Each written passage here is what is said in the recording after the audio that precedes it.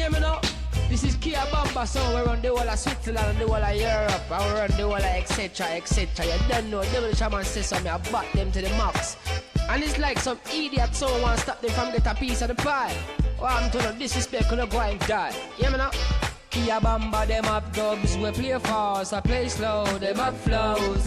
Like nobody knows, them kill soul, a sound clash and dance all. And mash up stage shows, but some guys don't recognize, I realize. So them up them own style, a long time them they are now, them not just come. And it's been a long while, them want a piece of the pie. Well if I double it and tune off a buy. Food to feed them family, that's no lie. Any Welcome back to Only Friends on a Power Day.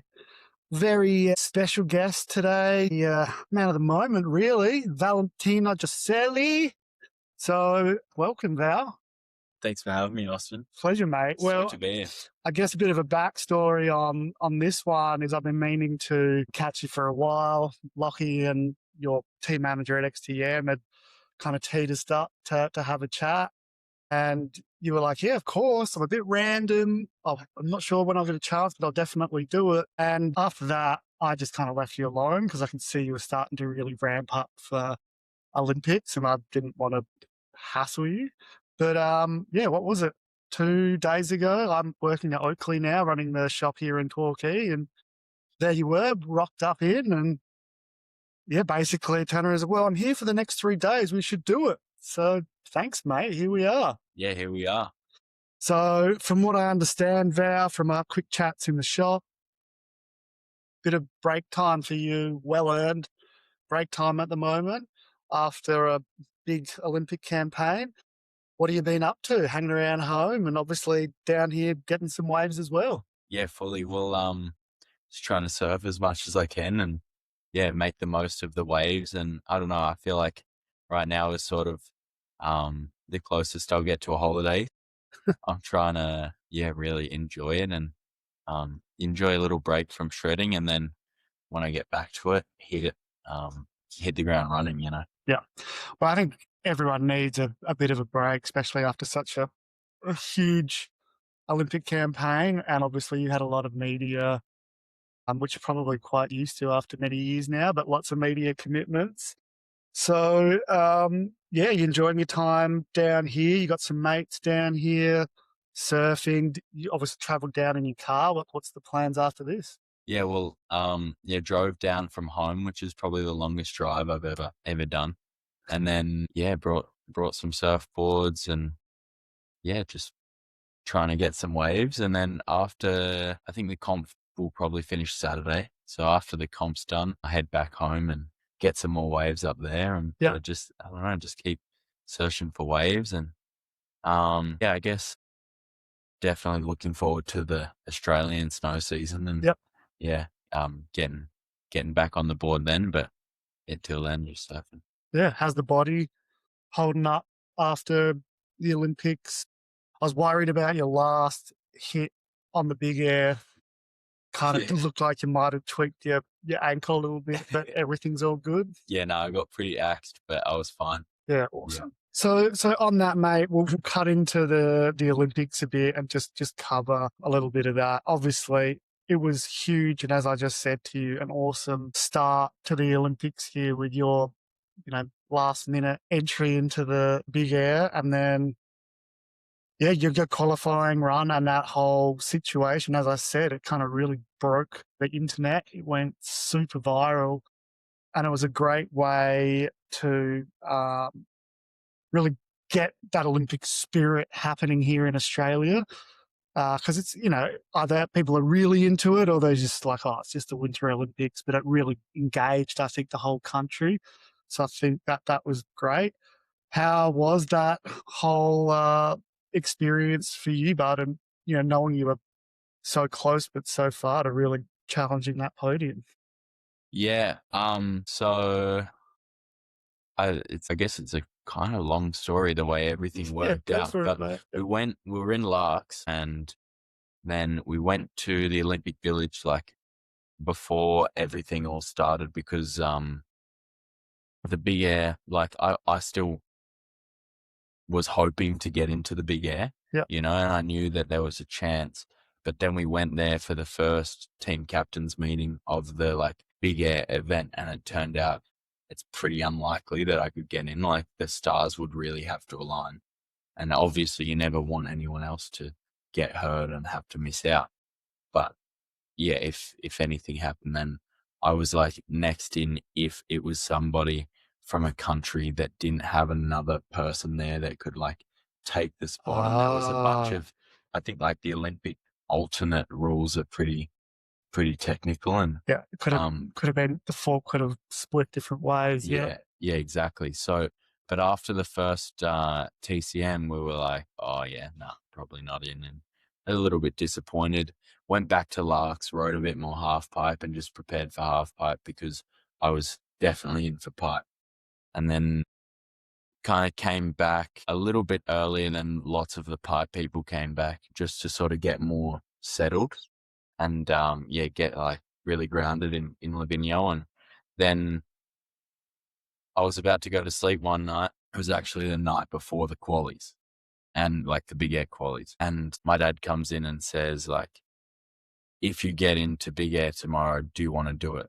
And I like just started like shivering. I was like, what? And like, it caught me so off guard.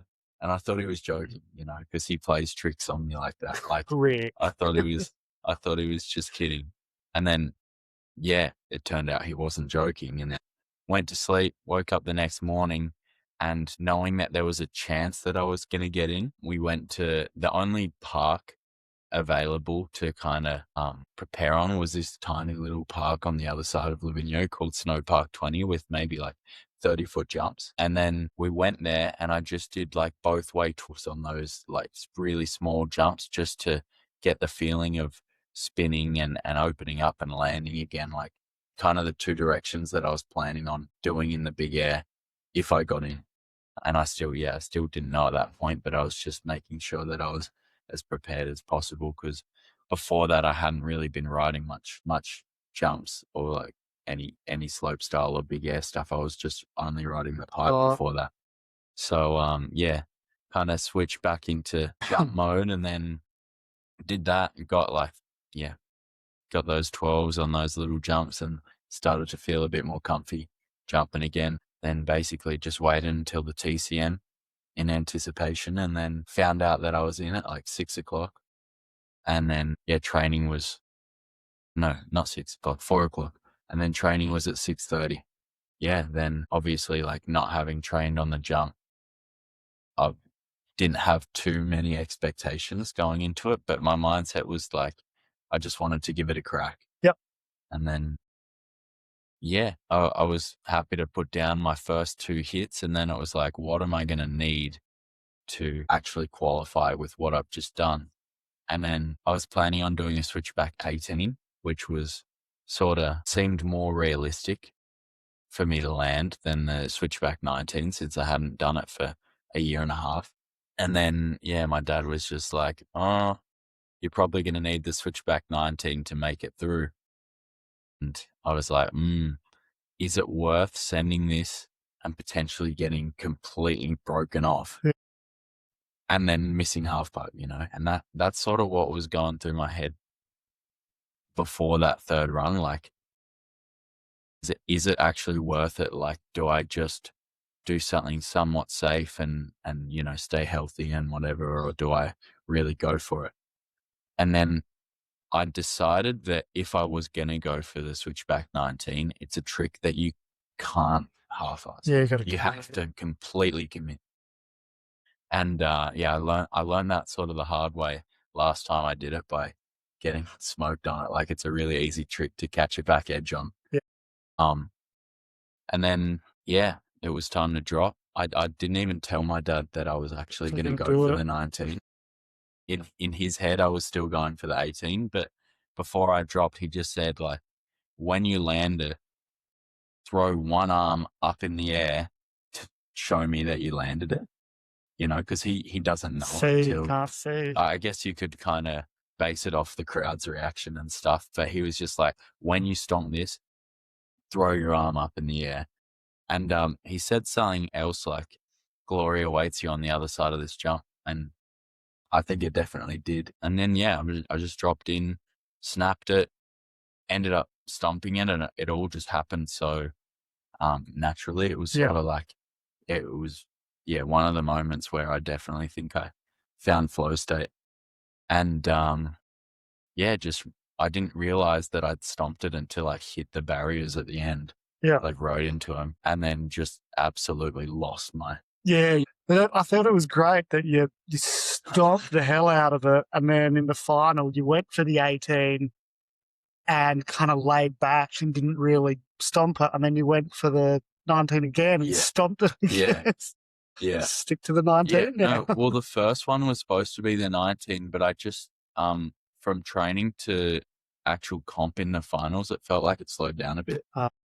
That was supposed to be 19, but I didn't have enough time for it. So I just, you got to like, and I tried to land the 18. Yeah, because you were back. You were like, not forward on balance. And I was like, was he trying to 18? Yeah. So that makes heaps more sense. I was going for the 19 and then, I was happy to get it.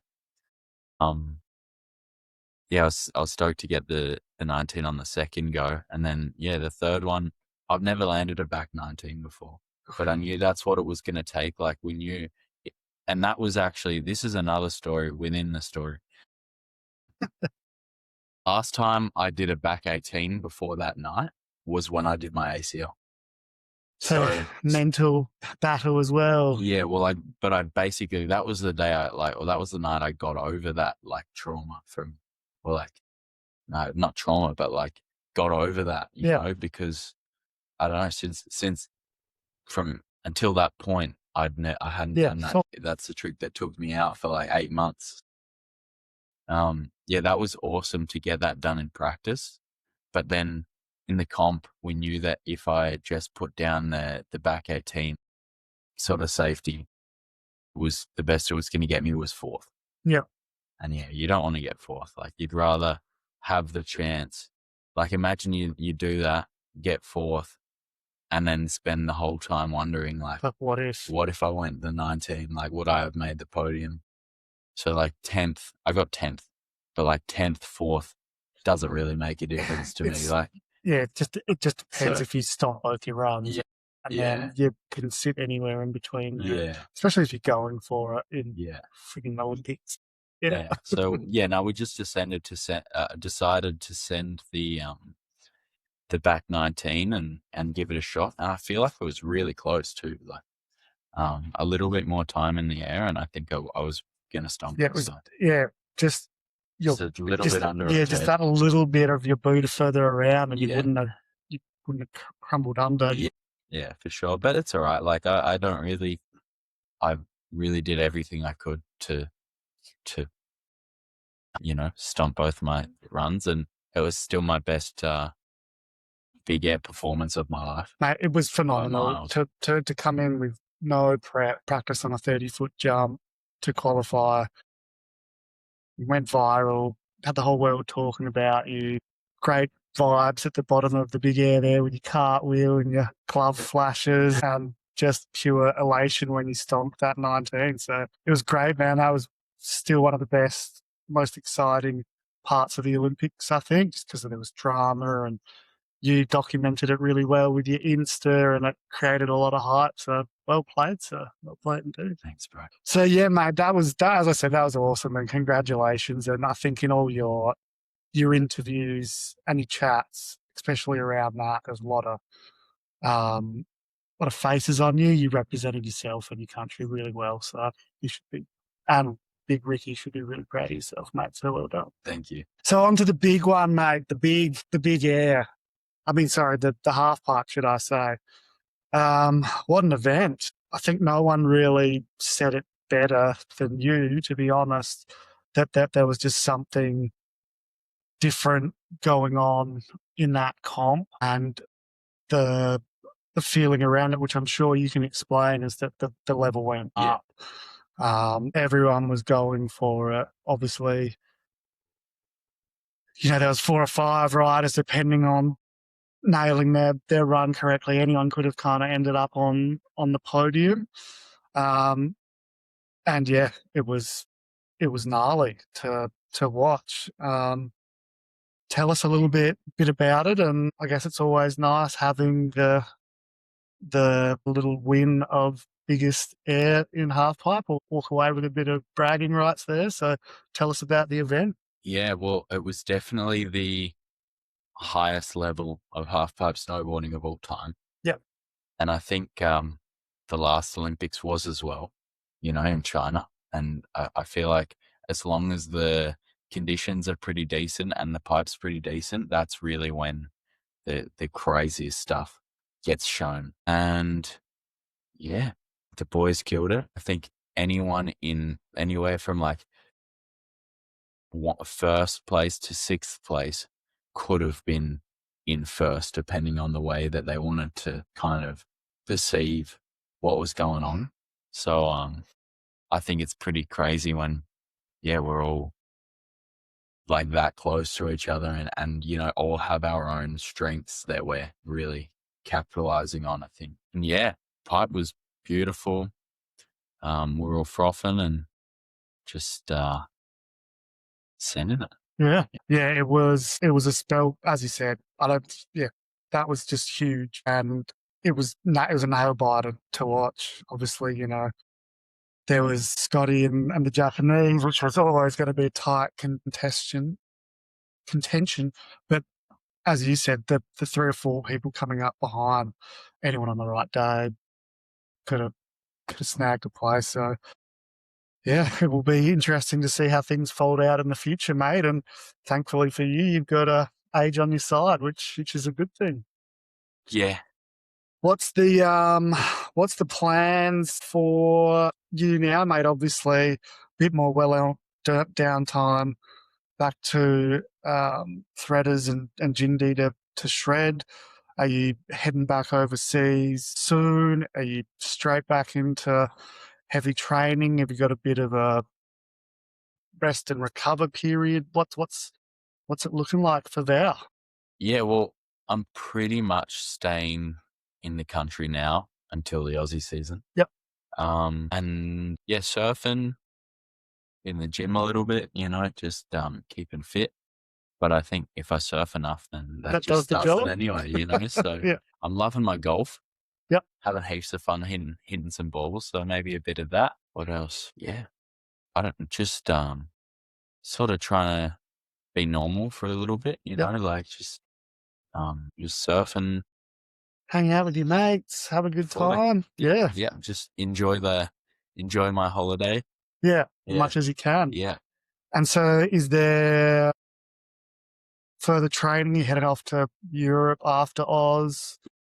Yep, straight back into the circuit as Potentially.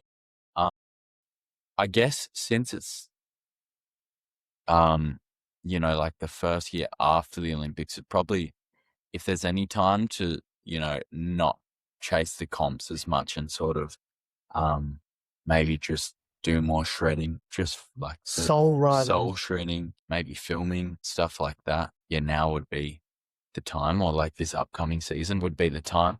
I think I still definitely will compete at certain comps, and there's a lot of new comps in snowboarding that are looking pretty exciting. Looking forward to kind of checking those ones out as well. And yeah, good on you, mate. I think I think you got to understand yourself, and there's some people who just want to be comp life, really regimented, not miss a comp.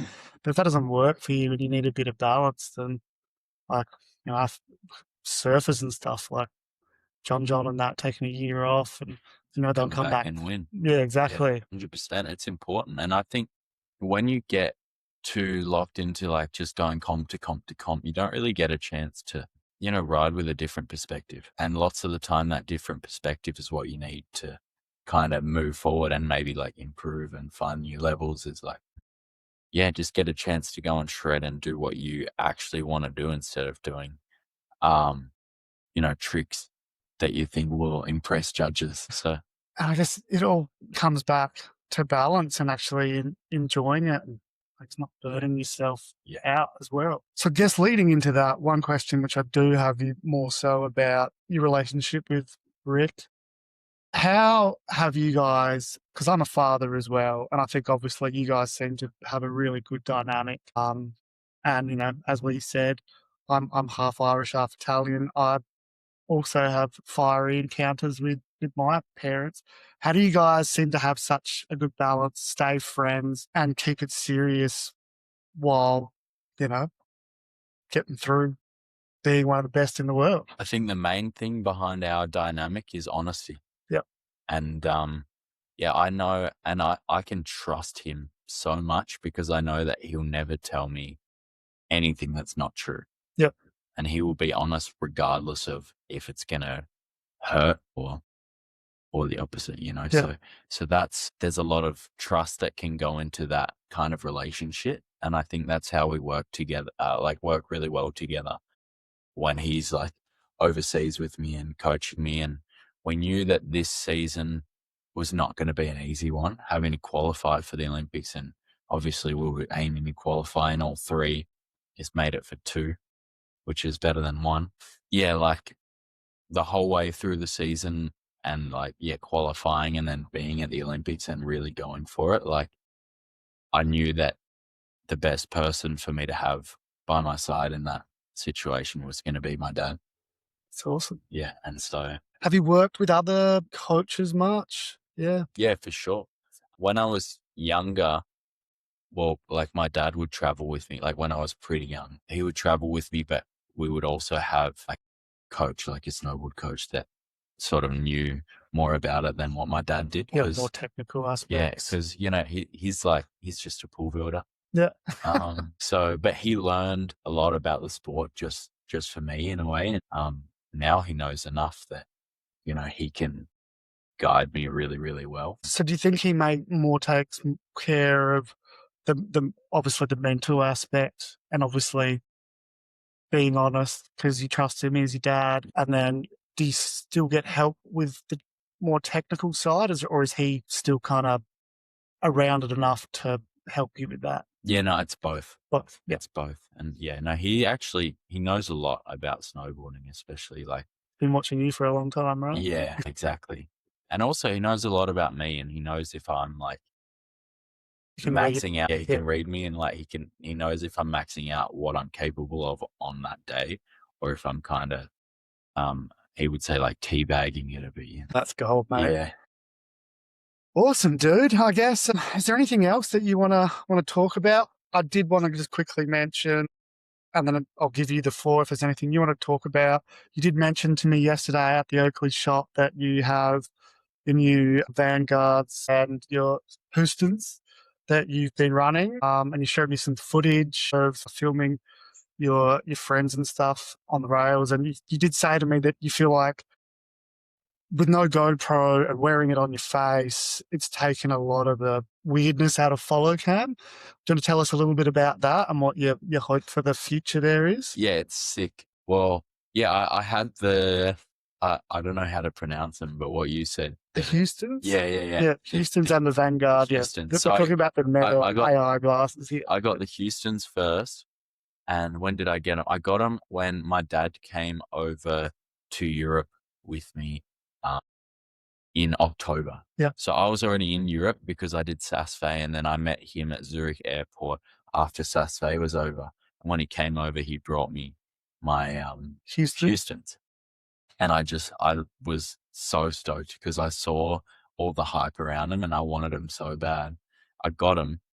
And then straight away, I was like using them all the time. Like I don't use headphones anymore. Yeah. I just use the Metas. And also like, yeah, I started with the POV, like filming stuff, even just like riding little parks and like doing rail tricks and, little jumps and whatnot. And it's just fresh.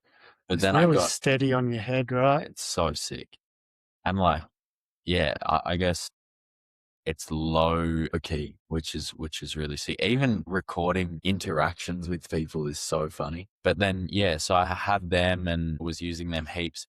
Then at the Olympics, I got the Vanguards and basically they're insane. But what I'm thinking is like, I can't wait until, I don't know if they're going to or not, but if they don't, I think it's crazy. But when they do them with goggles, that'll be so mental. Because it just takes like, you don't have to listen to headphones when I don't listen to headphones when I'm riding because I don't want to block my ears. But imagine you've just got your goggles on and you've got a bit of music coming from your goggles. That's sick.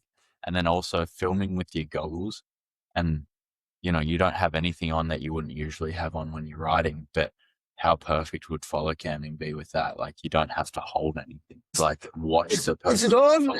Is it on? Yeah. Like when you're wearing it on your head, it's just always so annoying, and you miss footage. Yeah. To just be able to say, better start filming Yeah. takes a lot of the tech struggle out of it for sure.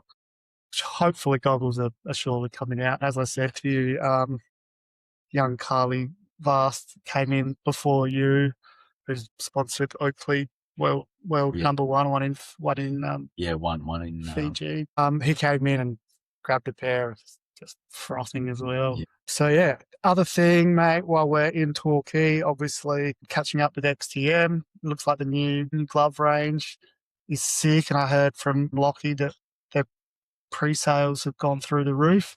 And as I said, your nice little panther little pose was awesome. Did you want to give a bit of the backstory about why you went to that kind of snow leopard figure? Yeah, for sure. Well, I was so stoked to partner with XTM around this time last year, and start to design some products. And we got the gloves, the neck warmer, socks, and thermals, and I've got my own signature stuff of all them, which I'm super grateful for and super happy about, and sick opportunity to design my own stuff. And then we were in the little meeting room with all the designers from XTM, and we just, I don't know, I was just kind of spitballing ideas, and then I had a thought like, all right, favorite animal, snow leopard. And then it's like, I sort of had the idea of like, when you're snowboarding, you want to snowboard the same way that like a snow leopard might like roam around the mountains, like light on its feet and nimble and fast and like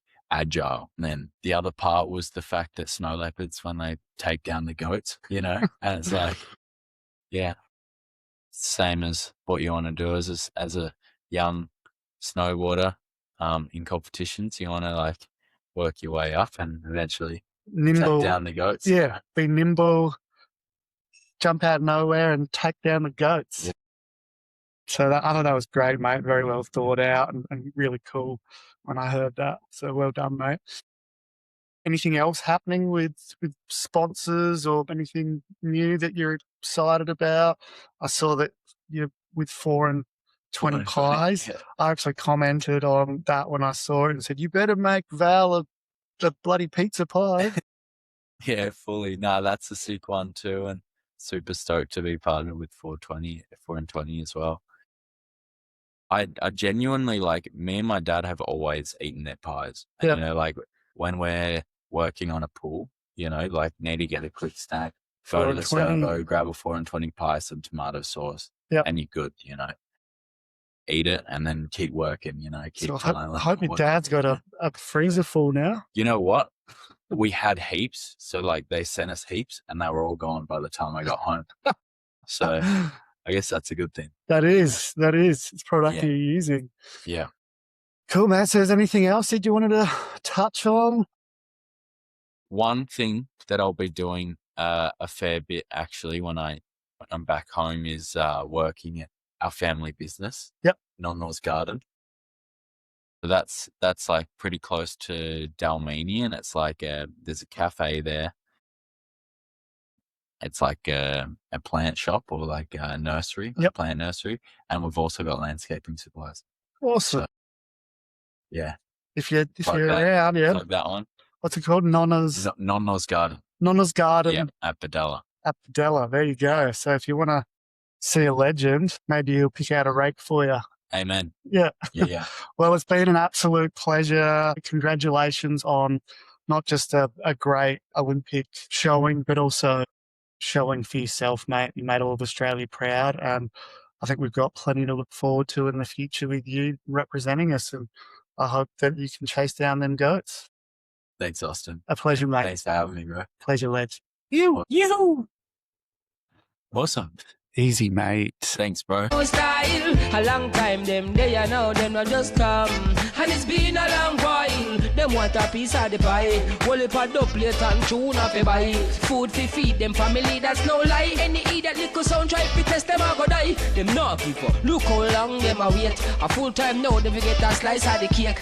No sound fix because them bust through the gate. Through them play a good tune, and this a sound the people rate. Them we mash you up. All over the UK, America and JA, people want Kia Bamba in a dance. Them no business a could a friend or foe. Before them play, them want them advance. That go sell up them soul for no diamond and gold. Big house, fancy clothes and car.